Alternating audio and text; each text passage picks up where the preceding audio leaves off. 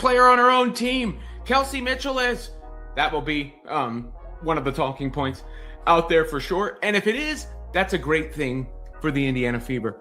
Thank you for saying that. Great thing. Because if the player who scored 45 points and had 10 assists in 29 minutes is not the best player on the team, then that team...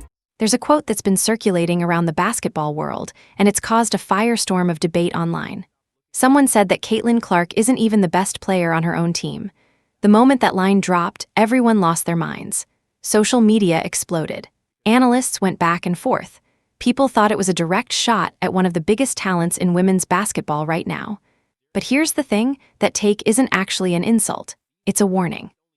And it's not directed at Clark. It's directed at every single team in the WNBA that's about to face off against Indiana. Because if you have a player who can drop 45 points with 10 assists in just 29 minutes, and she's not even your best player, that doesn't mean your team is broken. It means your team is becoming a nightmare to defend. It means you've built something that defenses literally cannot solve. And that's exactly what's happening in Indiana right now.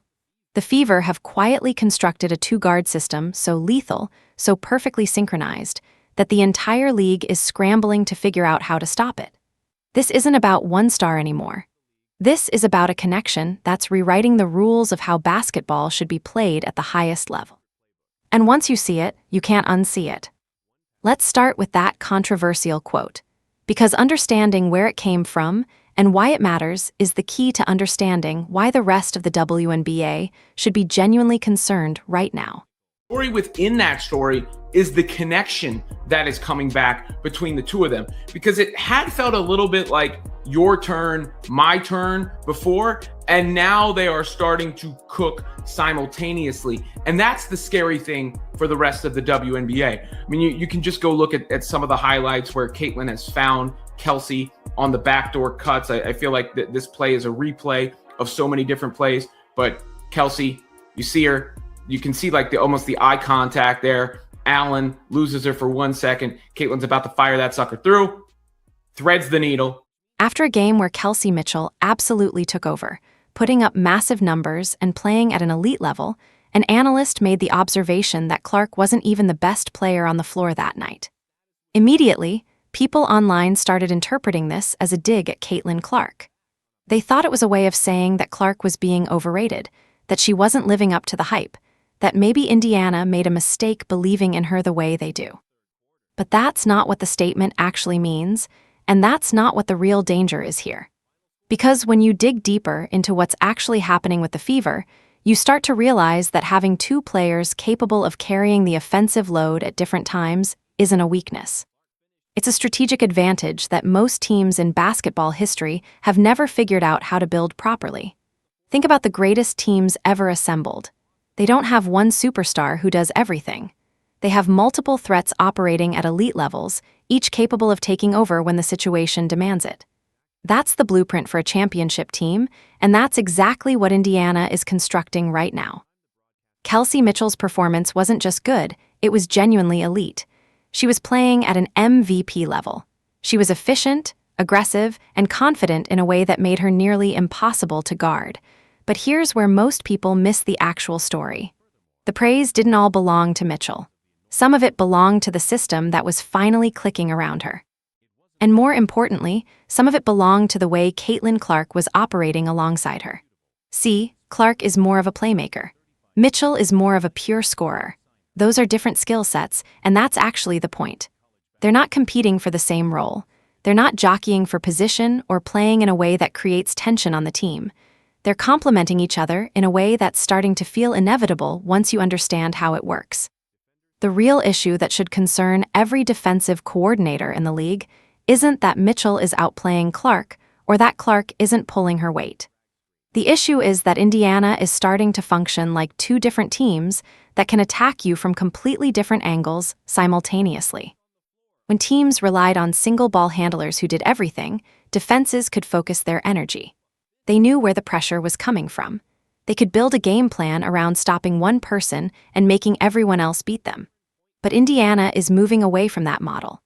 They're moving toward a version where the ball doesn't always have to be in the same hands, where the pressure doesn't always come from the same direction, and where you can't just shut down one player and hope that solves your problem.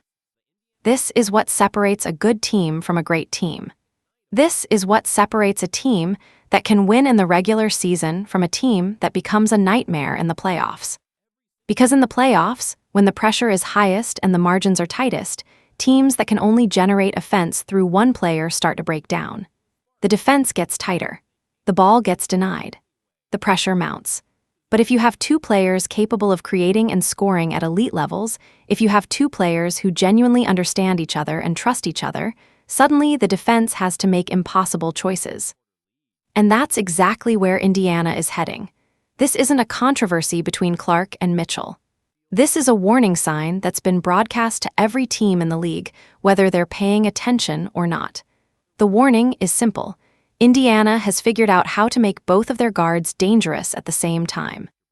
They've figured out how to build an offense that doesn't collapse when one player gets tired or starts missing shots.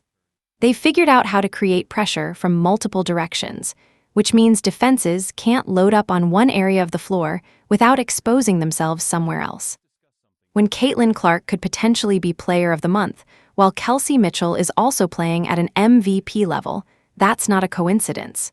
That's not random chance. That's a sign that the system is working. That's a sign that the two players have developed enough chemistry and understanding that they're elevating each other's games rather than competing for the same oxygen. And once you start seeing that dynamic, once you understand that both of these players are thriving simultaneously rather than taking turns, you realize what the real story is. It's not about who's better. It's about what happens when two elite players finally figure out how to operate together in a way that makes them exponentially more dangerous than the sum of their parts.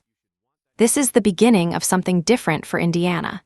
This is the moment where the Fever stop being a team built around one transcendent talent and start becoming a team built around multiple threats. And for the rest of the WNBA, that's terrifying. Because it means the traditional defensive blueprints that have worked for years suddenly don't work anymore. It means the scouting reports that teams have been preparing aren't sufficient. It means that when these teams step on the court against Indiana, they're going to be facing a problem that most of them have never encountered before. And that problem has a name. It's called Elite Two-Guard Synergy, and it's about to change everything about how basketball is played in this league. Now, before we go any further, let's be clear about something. A lot of teams in basketball have two guards who can score. That's not unique. That's not rare. You can find multiple scorers on almost any roster in professional basketball. The Warriors have had that for years. The Celtics have that right now. Plenty of teams have two players who can put the ball in the basket. But there's a massive difference between having two scorers and having two scorers who are actually connected, who are actually reading the same picture at the same time, who are operating with a level of chemistry and understanding that turns them into something bigger than just two individual talents. What Indiana is building right now goes way beyond simple offensive firepower. It's about synchronization. It's about two players who are beginning to understand each other without even needing to communicate verbally. It's about anticipation and timing and trust. And the best way to understand what that actually looks like on the court is to break down some of the specific plays that have been happening as this connection has developed. Take the backdoor cut, for example. It sounds simple. It's not glamorous. It's not the kind of play that gets highlighted on ESPN or goes viral on social media. But it's actually one of the most important indicators of what's happening between Clark and Mitchell right now. Here's how it works. Caitlin Clark has the ball on the perimeter. The defense is focused on her. They're trying to cut off her passing lanes. They're trying to deny her the three-point shot. Kelsey Mitchell is on the other side of the floor, seemingly out of the action. But she's not. She's reading the defense. She's seeing where the help is coming from. And at the exact moment when the defense shifts to stop Clark, Mitchell cuts toward the basket. She doesn't wait for Clark to look at her. She doesn't need a verbal cue. She just knows it's coming because she understands how the defense is moving, and she understands how Clark thinks. And then Clark delivers the pass, not with full court vision, not with some flashy, behind-the-back delivery, just a simple pass to Mitchell cutting to the basket. But that simple pass tells you everything about what's developing. It tells you that these two players are reading the same defensive picture simultaneously. It tells you that they trust each other enough that Mitchell is willing to move without being explicitly invited to do so. It tells you that Clark is aware enough to hit Mitchell in stride, even when the defense is right in her face. That's chemistry. That's the kind of connection that takes time to develop, and that can't be faked. And once you start seeing it happen repeatedly, once you understand that it's not a one-time thing but a pattern that's becoming more consistent, you realize what it means for the rest of the league. It means that defenses can't just focus on one player anymore. It means that the traditional approach of shut down the best player and make everyone else beat you is officially dead when you're facing Indiana. Think about how most teams operate defensively against a dynamic guard. They develop a scouting report. The report says something like, Clark is a 3-level threat. She can score from distance. She can attack the basket. She can make passes from the mid-range. So we need to be ready for all of that. We need to deny her the 3. We need to push her left. We need to cut off her driving lanes. We need to make sure help defense is always ready to collapse if she gets into the paint. That's a comprehensive defensive strategy, and it actually works pretty well against a lot of teams because it's focused and intentional. But now you're introducing Kelsey Mitchell into that same game, and suddenly everything changes. Because Mitchell isn't just benefiting from the defensive attention that Clark commands. She's not just a secondary option that gets open looks because the defense is overloading on Clark. Mitchell is building herself independently. She's developing her own gravity. She's becoming a threat that demands her own defensive resources. And when you have to account for both of them simultaneously, when you have to prepare for both players to be operating at elite levels at the same time, the defensive task becomes exponentially harder. Mitchell can score from multiple angles. She can finish at the rim. She can hit threes. She can attack closeouts. She can come off screens. She has the kind of diverse scoring arsenal that forces defenses to stay honest.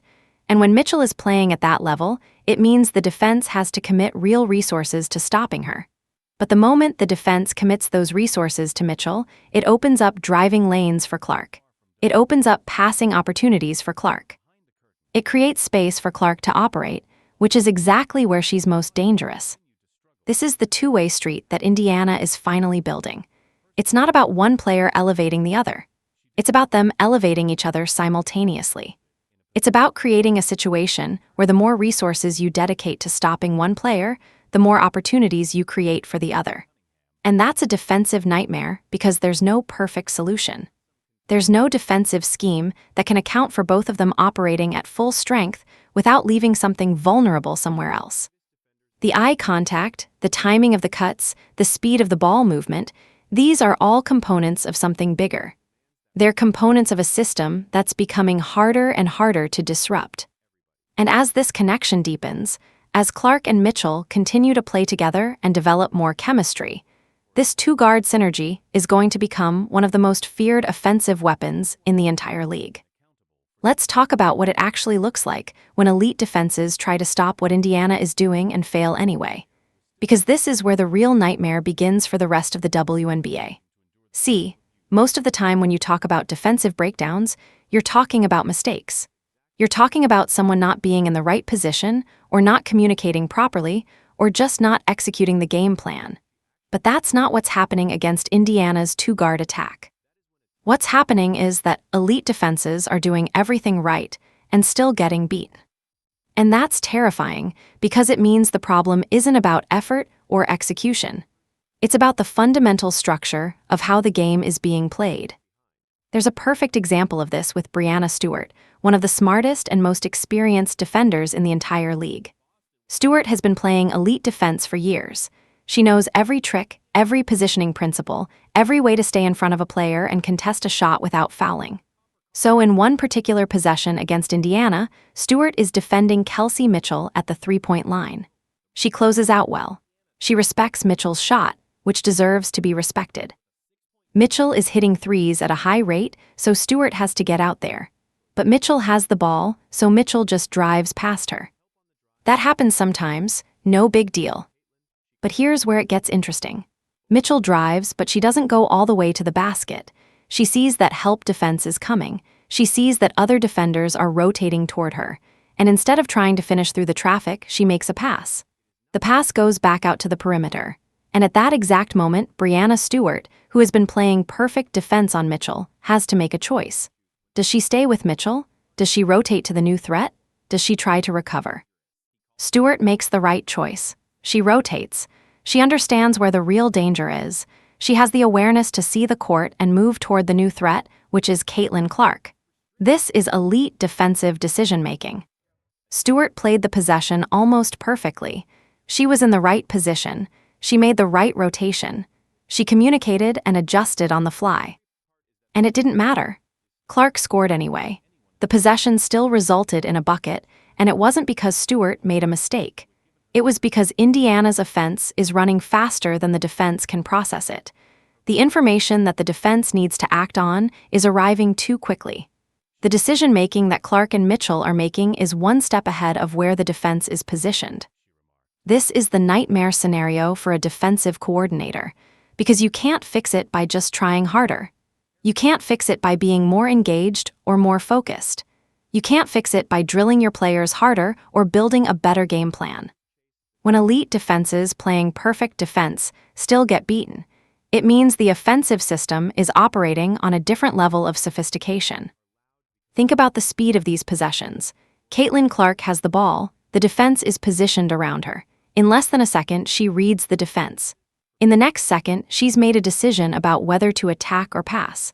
By the third second, the pass has been delivered and Mitchell is already cutting. By the fourth second, the defense is rotating and trying to recover. By the fifth second, the play is over and someone has scored, but the defense is still processing what happened. This is what happens when timing is perfect. This is what happens when two players understand each other well enough that they don't need to think about what the other person is going to do. They just do it. The ball moves. The cuts happen. The rotations occur. And by the time the defense figures out what's going on, the possession is already finished. And here's the really scary part. Indiana is still developing. They're still building chemistry. The timing still isn't perfect on every possession. Mitchell and Clark are still learning exactly how the other person moves and thinks. As this connection deepens, as they play more games together and develop even more understanding, this timing is going to get sharper. The reads are going to get faster. The cuts are going to be even more automatic. The defense also starts looking helpless at the same time, not because the defenders are bad, but because they're being asked to solve an impossible problem. How do you defend against an offense where two players are making decisions together faster than you can react? How do you guard an offense where the ball is being moved before you even understand the threat? How do you stop something that's operating at a speed and efficiency level that your defense can't match? The backdoor cut matters because it's more than just 2 points. It tells the defense that they can't relax for even a second. It tells the help defender that staring at Clark for one more second is a mistake. It tells the scouting report that Mitchell is not just a standard shooter and Clark is not just a 3-point threat. They punish attention. They punish hesitation. They punish any moment where a defender is looking at the wrong thing or thinking about the wrong problem. And once defenses understand that, once it really sinks in that this two-guard system is operating at a level they can't control, that's when the real panic starts. Because these are the teams that have spent the entire season preparing game plans. They've spent hours in the film room building strategies to stop Caitlin Clark. They have entire sections of their playbook dedicated to defending against her drives, her 3-point shots, her passing. But none of that matters if Mitchell is playing at an elite level simultaneously. None of that works if the two of them are reading each other faster than the defense can process what's happening. This is the defensive nightmare that Indiana has created. And it's only going to get worse as these two players continue to develop their connection. Here's where it gets really strategic. This isn't just about two great players playing well together. This is about Indiana's offense designing situations where the defense is forced to make impossible choices. And every choice the defense makes creates a new vulnerability somewhere else on the floor. This is what separates a good offensive system from a great one. A good system executes well. A great system forces the defense into situations where there is literally no correct answer. Let's break down the math of defending against Indiana's two-guard attack. The defense has several options, and we need to understand why every single one of them is problematic. Option 1, trap Caitlin Clark. Double team her, send help, make it impossible for her to operate with the ball. This is a traditional defensive strategy. You identify the best player and you overload resources towards stopping her. In most situations, this works. The best player gets suffocated, and the rest of the team has to beat you. But here's the problem when you're facing Indiana. The moment you trap Clark, Kelsey Mitchell becomes a one-on-one matchup, and Kelsey Mitchell in a one-on-one situation is a problem. She can score from anywhere on the floor. She can attack closeouts. She can create her own shot. So now the defense has solved one problem by creating another one. Option 2, overhelp on Kelsey Mitchell. Double team her, commit extra resources to making sure she doesn't beat you. Mitchell is playing at an elite level, so this seems logical. Assign multiple defenders to her and she can't hurt you as badly, right? But the problem is that the moment you overhelp on Mitchell, you're creating space for Caitlin Clark. And Clark's passing vision is one of the most dangerous weapons on the court. If Clark is operating with space and time, she can find cutters. She can hit open shooters. She can facilitate an entire offense through her vision. So now you've stopped Mitchell by creating a different problem through Clark's playmaking. Option 3, load quickly on the ball. Wherever the ball goes, send help immediately. This is aggressive, but it's the most proactive approach. But here's the issue. Loading quickly means you're creating space off the ball. You're creating cutting lanes. You're creating relocations that are easy to execute. So when you load on Clark, Mitchell has space to move and cut. When you load on Mitchell, other players have space to move. The offense is being forced by the defense, but the offense is also benefiting from the defense trying to be aggressive. This is the forcing mechanism. Every aggressive defensive action creates a new offensive opportunity. Every trap creates a one-on-one advantage somewhere else. Every overhelp opens up passing lanes. Every load creates cutters. And the key to understanding Indiana's system is that they're ready for all of these defensive responses. They understand the consequences of every choice the defense makes, and they've built their offense to punish all of them. Now let's add Aliyah Boston into this equation, because this is where it gets even more complicated for the defense. Boston is Indiana's anchor in the paint. She provides rim protection. She provides rebounding. She provides an inside presence. But more importantly, she provides another threat that the defense has to account for. When the defense is focused on the two guards, Boston has more room to operate. When the defense commits resources to stopping Boston, it opens up space for the guards. So now you don't just have a two-guard problem. You have a three-threat problem. The defense has to protect the paint. They have to keep Boston from getting easy looks. But the moment they send a big to double-team Boston, or the moment they station a defender specifically to guard her in the post, they're removing a defender from somewhere else. Maybe they're removing help defense from the perimeter. Maybe they're removing a defender from the weak side. But something is being sacrificed to account for Boston, which means something else is becoming vulnerable. This is what Stephanie White has built. An offense that forces choices. An offense where every defensive resource committed to solving one problem creates a new problem somewhere else. An offense where the defense has to choose what they're willing to give up, and no matter what they choose, Indiana has a counter for it. Think about it from a coaching perspective. You're preparing for Indiana. You know you can't guard both Clark and Mitchell if they're both healthy and connected. So you have to make a decision. What are you willing to sacrifice? Are you willing to let Mitchell beat you? Are you willing to let Clark facilitate? Are you willing to let Boston operate in the paint? Are you willing to let role players get open looks? Because you can't protect against all of these things simultaneously. There's not enough defenders on the court. There's not enough energy or focus to make everything hard. And that's the real nightmare. It's not that Indiana is outscoring you by 50 points. It's that Indiana is beating you through efficiency and decision-making and smart basketball. It's that every possession feels like the defense is trying to solve a puzzle that has no solution. It's that by the end of the game, the defense is exhausted from trying to react to everything that Indiana is doing.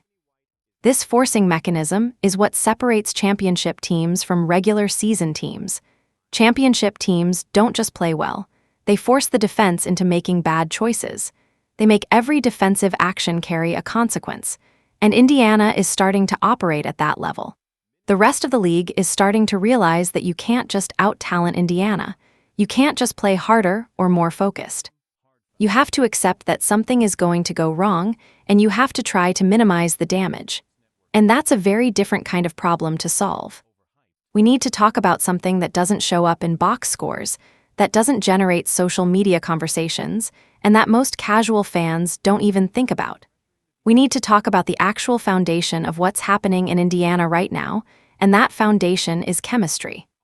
Specifically, it's the kind of chemistry that can only be built through intentional work and genuine mutual respect. After the game where Kelsey Mitchell played at an MVP level and Caitlin Clark was facilitating beautifully, Mitchell was asked about what's been happening with the Fever. And her response is actually fascinating because it tells you more about why this is all working than any statistical breakdown ever could. Kelsey said something that sounds simple on the surface, but is actually profound when you really think about it. She talked about staying engaged in business and staying engaged in basketball. She talked about the fact that she's gotten older and has learned that she doesn't have time to waste on things that don't matter. She talked about controlling what she can control, which is her game and her work. And then she said the crucial part, building understanding with her teammates and having dynamic chemistry with Caitlin Clark. This might not sound like a big deal, but it's actually everything. Because what Kelsey is telling you is that she's not trying to win the press conference. She's not trying to turn chemistry into a catchphrase or a slogan. She's not trying to create some narrative about how the two of them are best friends or have some magical connection. She's simply saying that she works on her game, she works on building relationships with her teammates, and she understands that chemistry with specific players matters. That's the unglamorous reality of how great teams are actually built. The reason this matters is because there's been so much noise around the Indiana Fever. Some of it's because of Caitlin Clark's presence. Clark brings attention. She brings spotlight. She brings the kind of visibility that most WNBA teams would kill for. Part of the noise is because of Indiana's expectations. This franchise has been waiting for years to be competitive, and now they finally have a superstar, so everyone has massive hopes. And part of the noise is because every single Fever game is being treated like some kind of referendum on the entire league. Every substitution becomes an argument. Every three-pointer that doesn't go in becomes a debate. Every moment of body language is analyzed and turned into a conspiracy theory. This kind of environment can actually damage chemistry. When every decision is being dissected, when every player's role is being questioned, when the noise is this loud, it becomes harder for players to just focus on the work. It becomes harder to trust each other when everyone on the internet is suggesting that one player should be playing more or that another player is being underutilized. It becomes harder to build the kind of genuine connection that actually translates to the court. But what Kelsey is saying, and what Stephanie White is also reinforcing, is that the Fever are trying to filter out that noise and focus on the actual basketball. They're trying to build something real, something genuine, something that can't be manufactured through social media or press conferences or highlight reels. They're trying to build something through actual work and actual trust and actual commitment to getting better together. And this is crucial because chemistry isn't just about whether players like each other socially. Chemistry isn't just about whether you hang out together or whether you get along off the court. Real chemistry is about understanding. It's about knowing when to cut, when to pick and roll, when to relocate, when to return the ball, when to run, when to slow down the pace, and when to trust that other players are going to do the right thing. It's about the kind of basketball intelligence where you don't have to communicate verbally because you just understand how the other person thinks. And that takes time. That takes repetition. That takes failure and adjustment and continuous learning. Especially when you're talking about the combination of a historic passer like Caitlin Clark and an aggressive scorer like Kelsey Mitchell. These are two different playing styles. Clark's instinct is to make the extra pass. Mitchell's instinct is to score. Getting these two instincts to work together in harmony instead of tension is actually a sophisticated challenge. When Kelsey says that dynamic chemistry with Caitlin is important, it's not just nice sentiment. It's the acknowledgement that the way they play the game together matters more than how they feel about each other as people. And that's exactly where Indiana is focused right now. Not on the debates, not on who's the face of the franchise, not on who deserves more credit or more attention. They're focused on the work of building a connection that actually translates to winning basketball. Stephanie White, the coach, also made a comment after the game that matters. She talked about Caitlin working to get better and continuing to play. And then she said something important. He doesn't need to say anything. His game has already done that. This is a coach who understands that the work speaks louder than the words. This is a coach who isn't trying to manage egos or create narratives. She's just trying to build a basketball team that plays well together. This is the foundation, not the headlines, not the debates, not the social media arguments about who's better or who should be playing more. The foundation is the unglamorous work of building understanding, building trust, and building chemistry through repetition and commitment. And once you have that foundation, once you have two players who genuinely understand each other and trust each other and are committed to playing together, that's when the real basketball magic starts to happen. That's when the two-guard system becomes truly dangerous. That's when what's happening in Indiana becomes something the entire league needs to be concerned about. As we dig deeper into why Indiana is becoming a threat, we have to acknowledge something that doesn't get talked about enough in basketball analysis. We have to talk about maturity. We have to talk about the ability to play at an elite level while also making smart decisions under pressure. We have to talk about the difference between a talented player and a complete player. Caitlin Clark is supremely talented. This is beyond question. Her passing vision is historic. Her range is ridiculous. Her athleticism is elite. But part of what's being asked of her this season is growth that goes beyond just putting the ball in the basket or making highlight passes. Part of what's being asked of her is maturity in how she manages herself in difficult moments. There's been discussion about Clark picking up technical fouls, and this isn't some conspiracy where the league is out to get her. This is about a player who plays with passion, who plays with intensity, who sometimes lets her emotions get the better of her in crucial moments. And Stephanie White, the coach, has made comments about needing to be strategic about this, which is actually a very careful way of saying something that every Fever fan already understands. Clark needs to manage her emotions better, because suspensions and technical fouls can cost you games when the stakes are highest. Here's why this matters in the context of everything we've been discussing. You can have the best two-guard system in basketball. You can have perfect chemistry. You can have a forcing mechanism that creates impossible defensive decisions. But if your best player is picking up technicals and potentially getting suspended, if she's letting emotions compromise her decision-making, then you're limiting the effectiveness of your own system. You're shooting yourself in the foot. The thing about Clark is that she plays with emotion. She plays with fire. She's ready to pick up the ball and attack even when the entire arena is waiting for her next mistake. And that's a tremendous asset when it's channeled correctly. But it's a liability when it turns into frustration and technical fouls. White's comment about needing to be strategic is basically saying that the team has to help Clark learn to play hard and play with passion, while also playing smart about when to react and when to let things go. And here's the beautiful thing about watching this team: you can actually see them learning. You can see them understanding. The game after the big performance where there was a technical foul, Clark came back and played with intensity but also with control. She drove. She got to the line. She facilitated. She stayed connected. But she also stayed composed.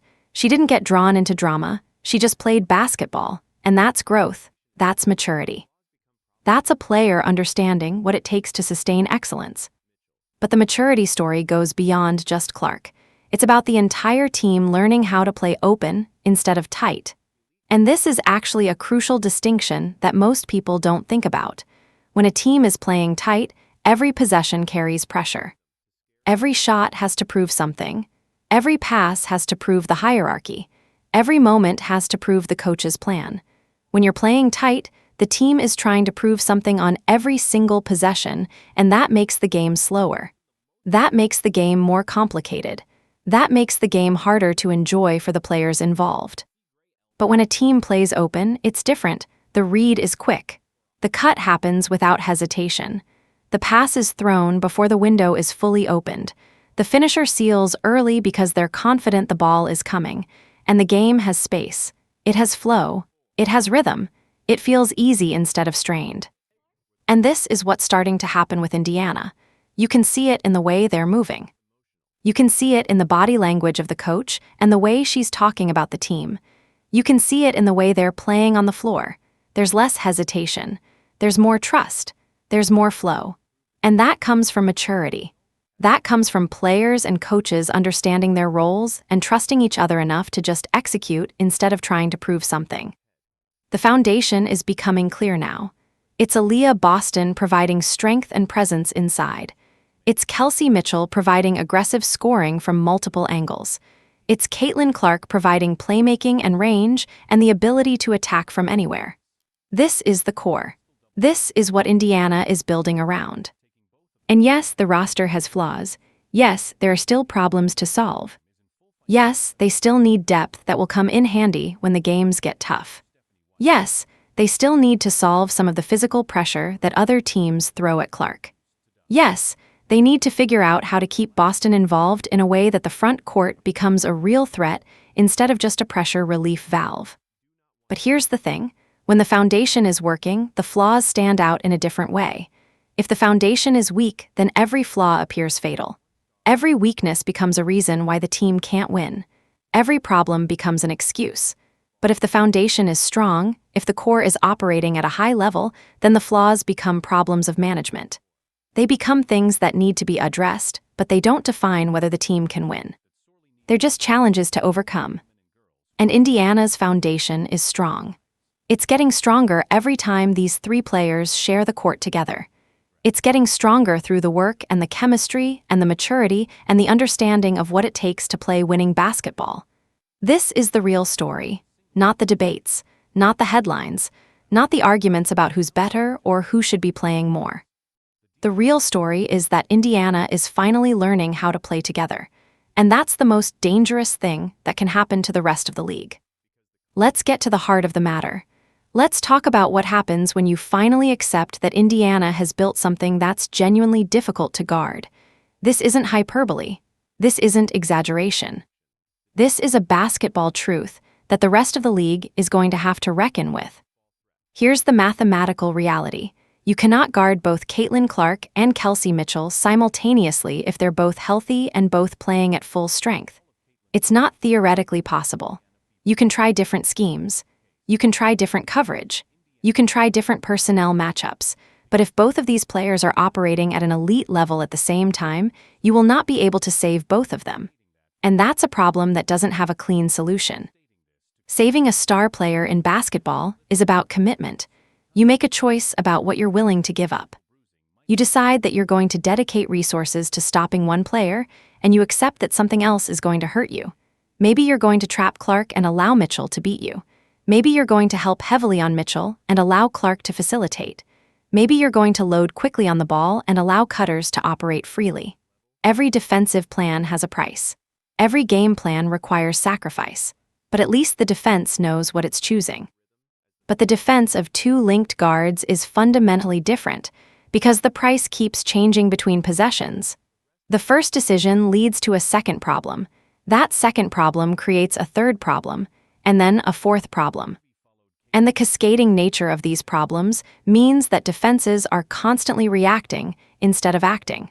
They're constantly solving the previous problem instead of preventing the next one. Let's walk through this in detail. Let's say the defense decides that they're going to focus on stopping Caitlin Clark.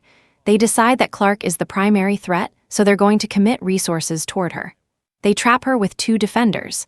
They take away her three-point line. They push her toward the sideline. They make it difficult for her to operate with the ball. This is a legitimate strategy. This is what defenses have been doing against Clark all season. But here's what happens when Mitchell is playing at an MVP level. Mitchell gets a one-on-one matchup. Mitchell's defender can't overhelp because the help has gone to Clark. So Mitchell has space. She has time. She has the opportunity to create her own shot. And if Mitchell is hot, if she's playing at an elite level, she's going to punish that one-on-one matchup. She's going to score.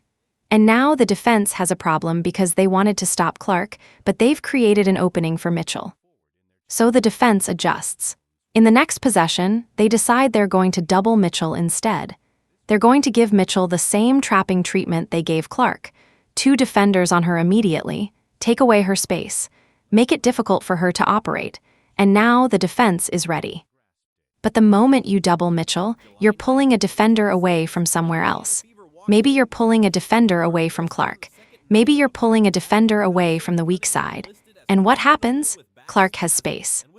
Not just space to shoot, but space to operate as a passer. And if Clark is operating with space as a passer, she's going to find cutters. She's going to find open shooters. She's going to facilitate an offense through her vision. So the defense decides they need to help differently. Maybe they load toward the ball aggressively. Maybe they send help immediately wherever the ball goes. This is an aggressive defensive approach, and it might actually work. But if you're loading toward the ball, you're creating space off the ball. You're creating cutting lanes. You're making it easy for Indiana's role players to relocate and find open spaces. And this is where you start to see the cascading problems. First decision leads to second problem. Second problem leads to third problem.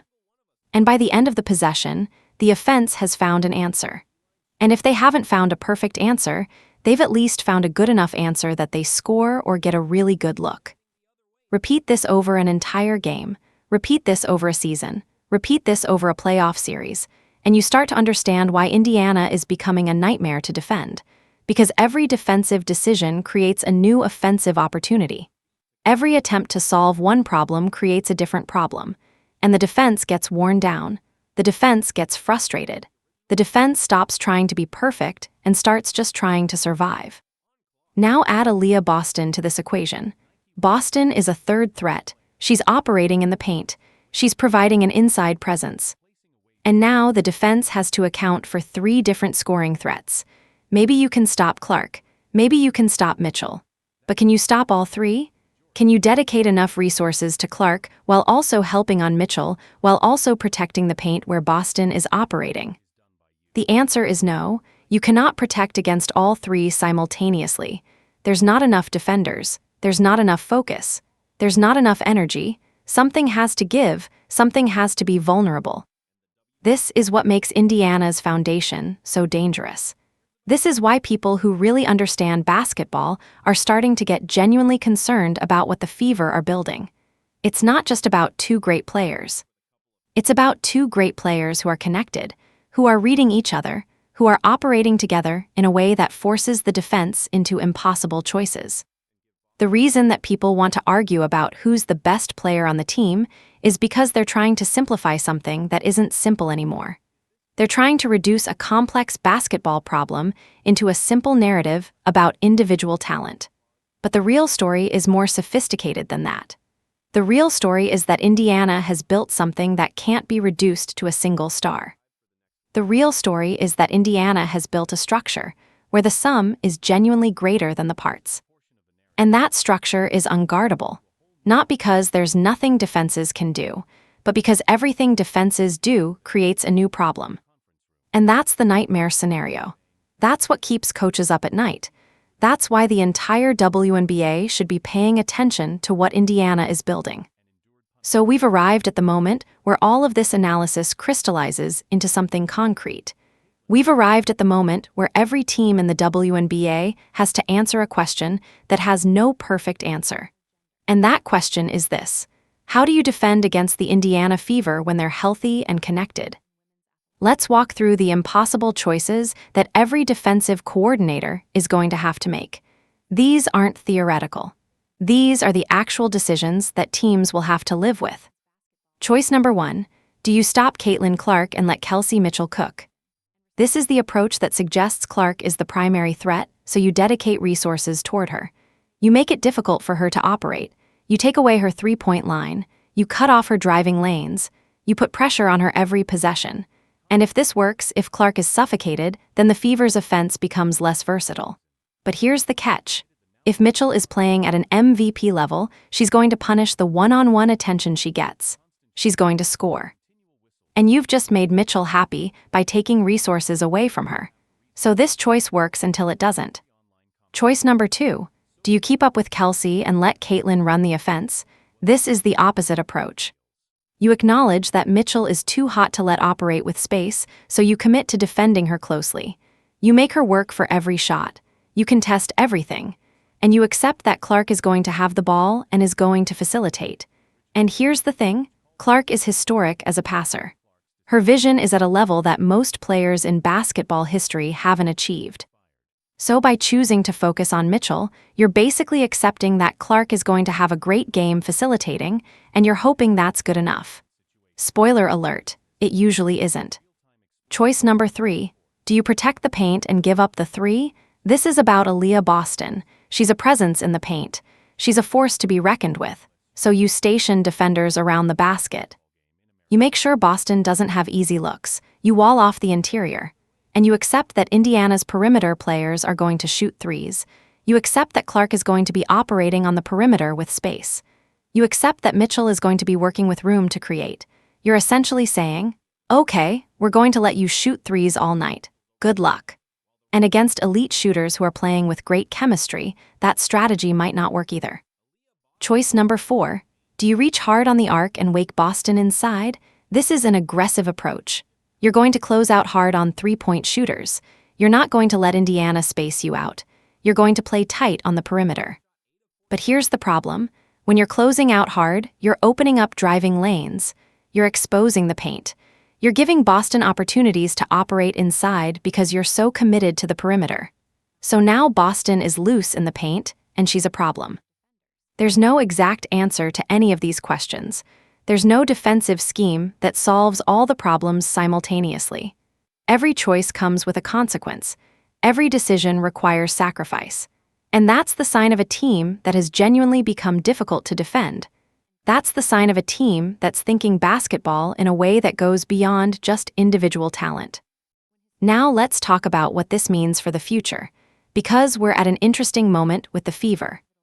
They've shown what this system can look like when it's working. They've shown flashes of what becomes possible when Clark and Mitchell are both healthy and both engaged. But Caitlin Clark's body has dealt with some injury concerns. Kelsey Mitchell will be a one-off night here and there. Boston hasn't been healthy. So the question becomes, is this finally a version of the Fever that can turn the Clark-Mitchell debate into a playoff killer? Because that's what we're really asking. That's what really matters. In the regular season, talent usually wins. The better players usually beat the worse players. But in the playoffs, when the stakes are high, when the margin is tight, when you're playing every other night, when the physicality increases, that's when team basketball matters. That's when chemistry matters. That's when having multiple threats matter. And if Indiana can get healthy, if they can keep this foundation operating at a high level, if Clark and Mitchell can maintain this chemistry through a grueling playoff run, then yes.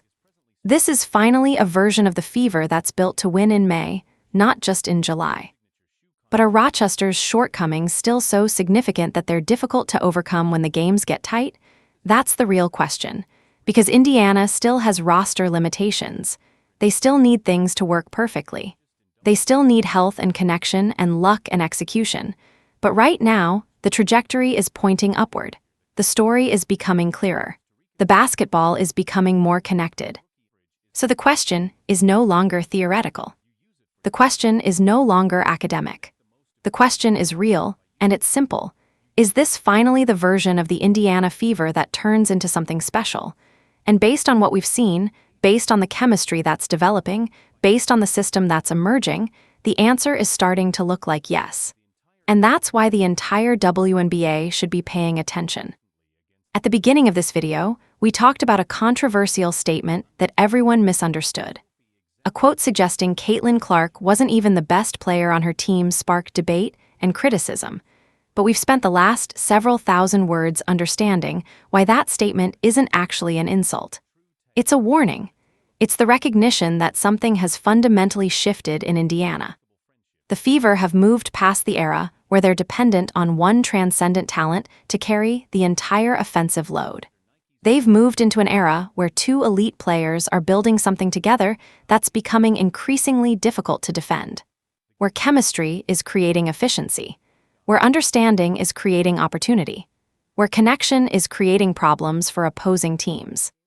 This isn't about individual stats or who scores more points or who gets more attention. This is about a system. This is about a foundation. This is about Caitlin Clark finally having a teammate who can operate at an elite level alongside her, not in her shadow, but alongside her. This is about Kelsey Mitchell becoming more than just a beneficiary of Clark's gravity. She's becoming an independent threat. And when both of those things are true simultaneously, when both players are thriving, when both are pushing the offense forward in different ways, that's when Indiana becomes something the rest of the league has to seriously reckon with. The question now is whether they stay healthy, whether they stay connected, whether they continue to build this chemistry through the grueling pace of a season. And if they do, then the conversations about Clark and Mitchell aren't going to be about which one is better. They're going to be about whether any team in this league can actually stop them. And that's a completely different kind of problem. That's the kind of problem that championship teams create. So keep your eyes on Indiana, because what they're building right now might just be special.